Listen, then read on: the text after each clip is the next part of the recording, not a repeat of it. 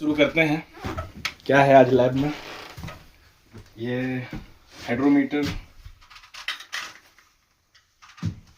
Okay, और क्या है हमारे पास में? थर्मोमीटर भी है। लोग सोचेंगे यार ये हाइड्रोमीटर और थर्मोमीटर का करते क्या है ये लोग, हम लोग किसी लैब में काम कर रहे हैं क्या? नहीं, बट इसका बहुत ज़्यादा यूज़ है। ये अभी जो मैंने रेंज पकड़ा हुआ है मेरे पास में 750 से 800 तक का इसमें डेंसिटी ले सकते हैं। And this is our thermometer. तो basically we are working in a lab, but structure is very simple. और ये थर्मोमीटर और हाइड्रोमीटर का एक्चुअली मैं करता क्या हूँ, तो let's do it and let's see कि ये काम कैसे करता है। एंड इसके बीच में मैं आपको काफ़ी कुछ इसके बारे में सिखाऊंगा। तो let's move to our location, our field. इसके बीच में आपको एक और चीज़ बताना चाहूँगा कि जब हम लोग किसी प्रकार के लैब का कुछ काम कर रहे होते हैं या फिर किसी प्रकार के मेजरमेंट का जब काम कर रहे होते हैं, तो we need proper protective equipments. So currently we are having goggles and we are having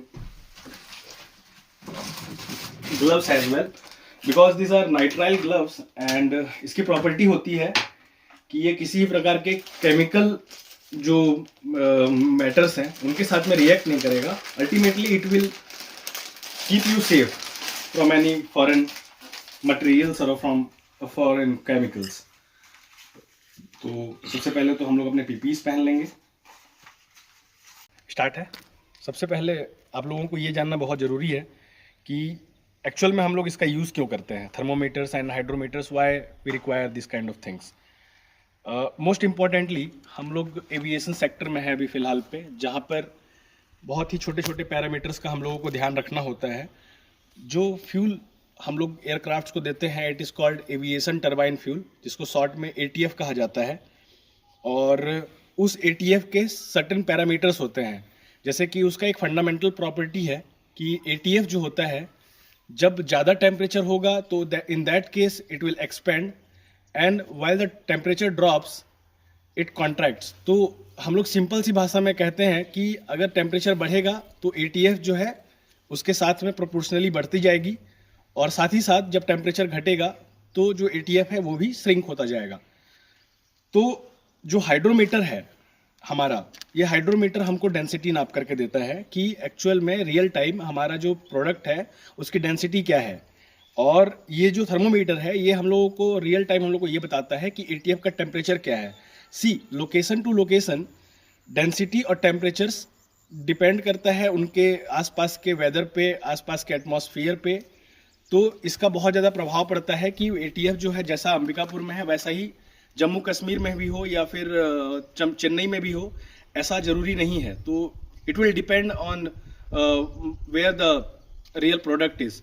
तो हम लोगों को डे टू डे जब भी हम लोग एयरक्राफ्ट को डिलीवर करते हैं किसी भी हम लोग के ATF को, तो हम लोगों को ये जानना बहुत ज़रूरी होता है कि उस प्रोडक्ट का उस रियल टाइम पे जिस समय पे मैंने डिलीवरी की थी उस समय पे उसका डेंसिटी एंड टेम्परेचर क्या था, so that the pilot may know कि what is the real weight it carries right then. मतलब जब हम लोगों ने रिफ्यूलिंग किया तो यस, अभी फ़िलहाल पे मैं आप लोगों को अपना डेमो करके दिखा रहा था कि how we measure the temperature and hydrometer से हम लोग डेंसिटी कैसे लेंगे।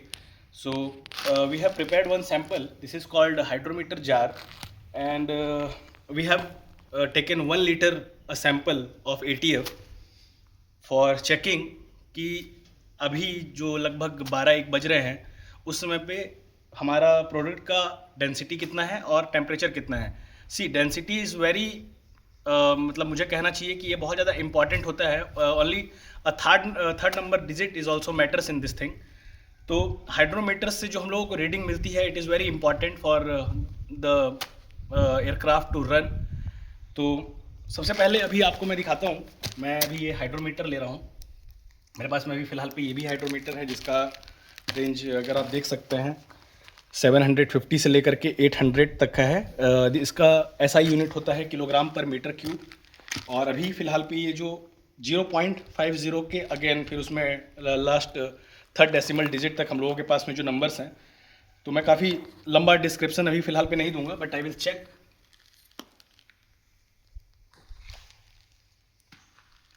सी हाउ इट फ्लोट्स। तो अगर आप इसका प्रिंसिपल जानना चाहें कि हाउ अ हाइड्रोमीटर वर्क्स, तो हाइड्रोमीटर जो है बायोएंसी प्रिंसिपल पे काम करता है। What is buoyancy?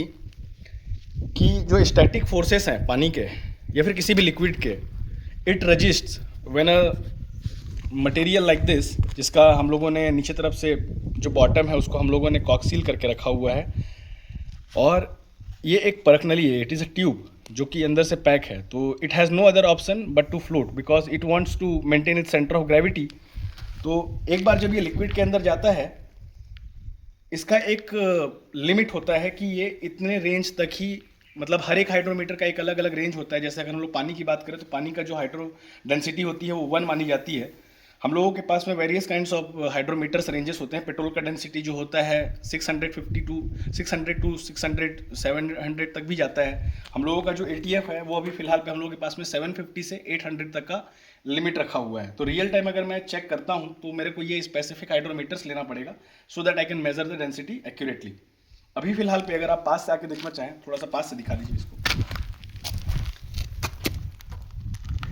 इसको देखने का भी एक तरीका है कि आप इसको अपने आई के पैरेलल में रखेंगे तो आपको समझ में आएगा कि जो ये लाइन है, जहाँ पर पानी का ये बूंद आपको दिखाई दे रहा है, जो आखिरी लाइन है इस पूरे लिक्विड लेवल की, उसमें जो हाइड्रोमीटर का जो पॉइंट है उसको आपको उसका हायर वैल्यू लेकर के चलना है। तो एज यू कैन सी कि हम लोगों का जो रेंज है अभी 750 से स्टार्ट हो रहा है, एंड जो हम लोग का डेंसिटी अभी दिखाई दे रहा है 785 के पास में,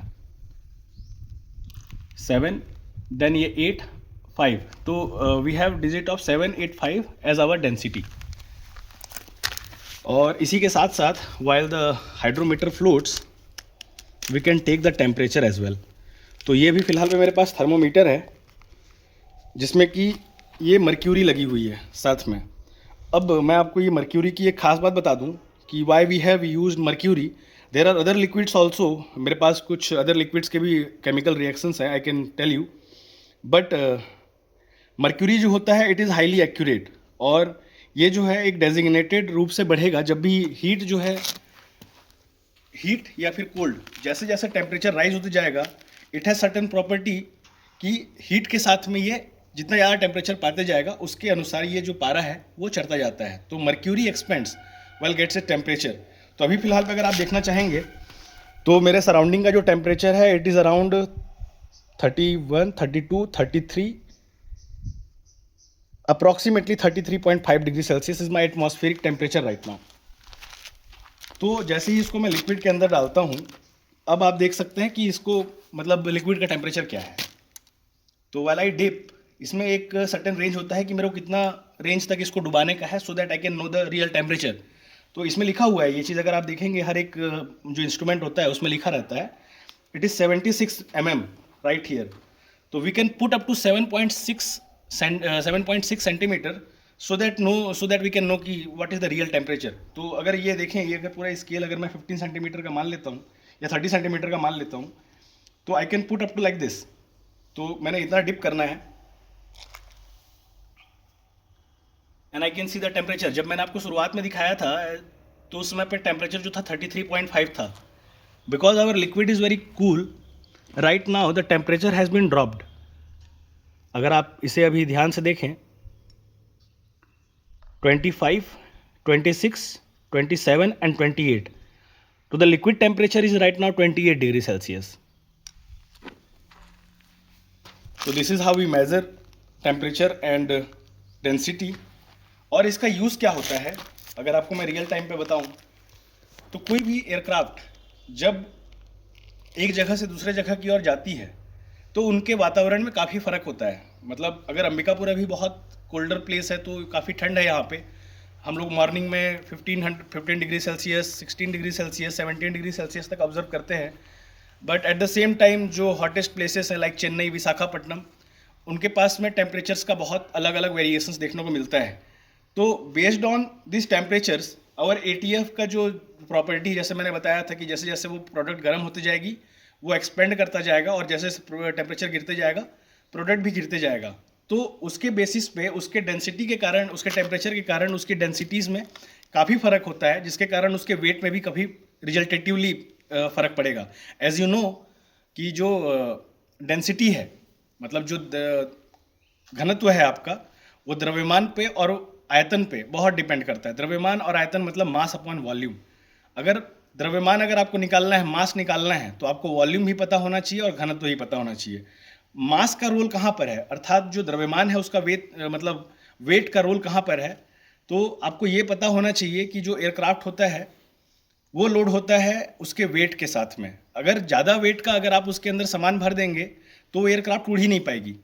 तो now we get this fundamental thing कि हम लोगों को डेंसिटी का बहुत ज़्यादा ध्यान रखना होता है, टेम्परेचर का बहुत ज़्यादा ध्यान देना होता है, सो दैट रिजल्टिंग जो भी हमारा वेट हो वो पायलट को सही तरीके से पता हो और उसके बेसिस पे वो लोड करके अपना एयरक्राफ्ट उड़ा सके।